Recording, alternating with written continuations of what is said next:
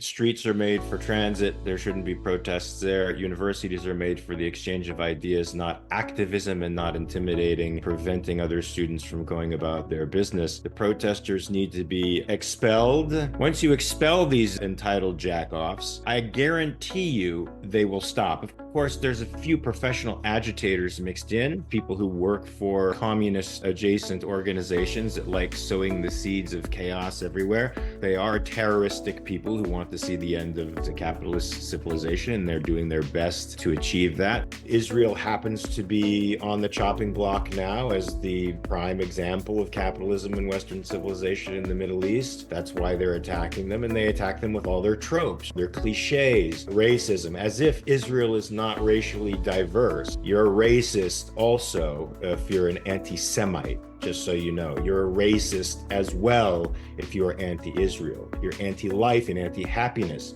If I were to give any legitimacy to the resistance term, it's resisting the advance of Western civilization, it's resisting modernity, resisting peace.